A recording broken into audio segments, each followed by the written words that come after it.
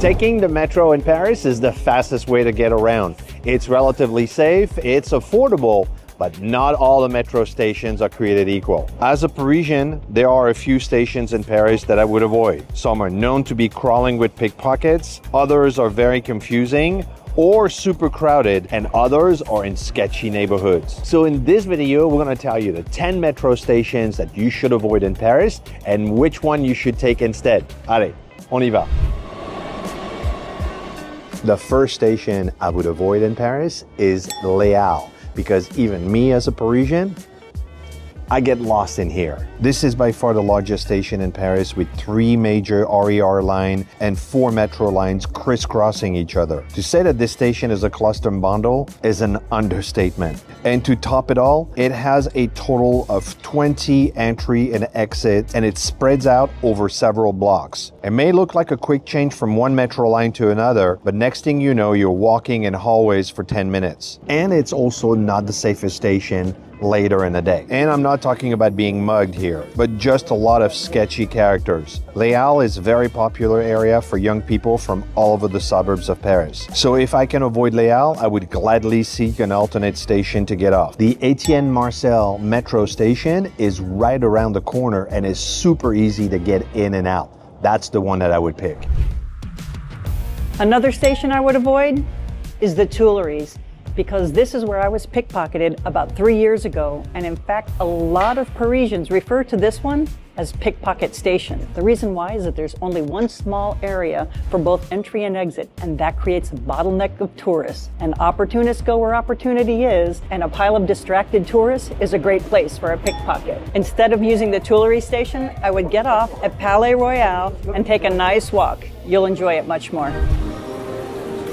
The next station is in Montmartre, and it's probably my least favorite station in all of Paris, and that's the Anvers metro station in Montmartre. That station also has one entry and exit, which often gets very crowded. This is also a station where I'm on guard for pickpockets and often see them there. And if you want to know how to spot pickpockets, watch this video and you'll learn about the behaviors and how to spot them in a crowd. But not only is the station not ideal, but as soon as you get out, you'll have to walk up a narrow street to the Sacré-Cœur, lined with shops selling cheap souvenirs, but also various scammers looking for the next victim. The alternate would be the Blanche station, which is where the Moulin Rouge is located, and walk up to the top of the hill that way. From the Blanche station, I go up in the Montmartre neighborhood and it feels a lot more authentic to me.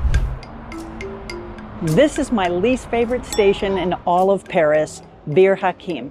But the saving grace is that it goes above ground right by the Eiffel Tower. But the Bir Hakeim station is not great. First, it always looks dirty, and it's often crawling with scammers and pickpockets waiting for the next wave of tourists to come by. And then the walk to the Eiffel Tower isn't great either. You'll arrive to the tower from below, and it's not the best for a first-time reveal. My favorite reveal of the Eiffel Tower is from the École Militaire station, which is far less crowded and much nicer. From the École Militaire station, you have a 5-minute walk to the back of the lawn that gets some awesome reveals, and the École Militaire station is close to lots of shops where you can buy supplies for your Eiffel Tower picnic.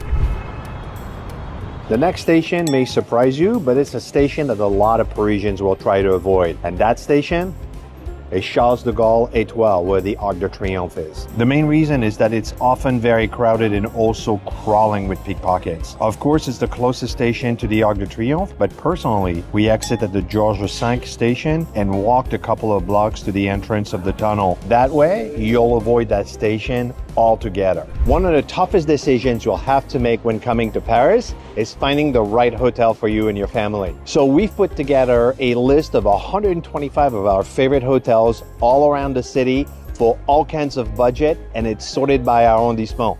I'm going to put a link in the description. Check it out and see if it's a good fit for you. Another station I would avoid is Saint-Lazare train and metro station. And it's not because of the pickpockets, it's because it's huge and so confusing. We've been there a few times, and each time we got lost and ended up by the wrong exit. It's not a very touristic station, and the signage just isn't great. And they built the RER Line E under the metro lines, so it feels like you're going down and down and down to the center of the earth to get to that line. I mean, if you're going to use the metro station to get to your train, then you'll figure it out. But if you're using it to get to a neighborhood, I would definitely recommend using the Opera station nearby.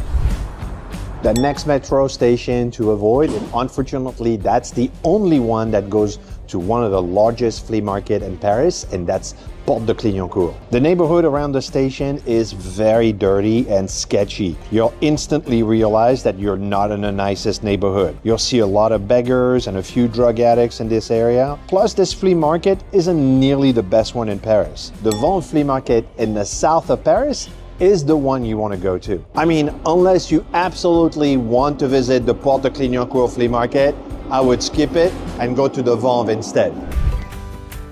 Another station I would avoid is Porte de la Valette. And it's not because it's touristic, but Paris has a drug problem like many large cities, and the drug addicts gather in certain areas. And Porte de la Valette is one of those areas. It's not a touristic spot, so you may not have a reason to go there, but there is a large park with lots of concerts. This is the end of the Canal Saint-Martin area, and there is the City of Science, which is a great spot. There are some reasons to go, but it's not a typical touristic spot. But if you are going there for one of those reasons, use Porte de Pantin instead, because it'll be a much better experience.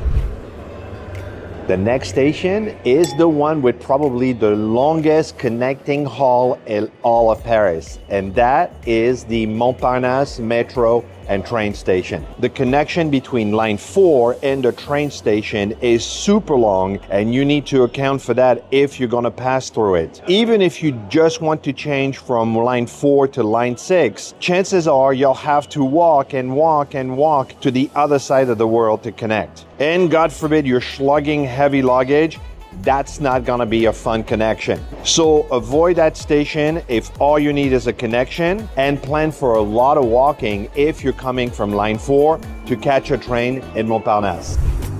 The final station to avoid if you can is right here at Saint-Michel-Notre-Dame, because we've had attempted pickpockets 4 times while we're in Paris, twice right here. This is a hot destination for tourists with Notre Dame, Sainte-Chapelle, Conciergerie, the Shakespeare bookstore, and the Latin Quarter. And when you have loads of tourists, you have loads of pickpockets and scammers. That's true for any area. Opportunists go where they see opportunity. So be extra careful here. Again, there's nothing violent to be concerned with, just thieves that want your stuff, your phone, your wallet, and often will use the Châtelet station or the Cité station and just walk the rest of the way so we don't have to come out at Saint-Michel. The Cité station is our favorite with the beautiful Marché de Fleurs just outside, and it's a quick walk to Notre Dame. In this video, you learned about metro stations to avoid. Next, I would watch this video so you can learn about how to not get fined on the Paris Metro.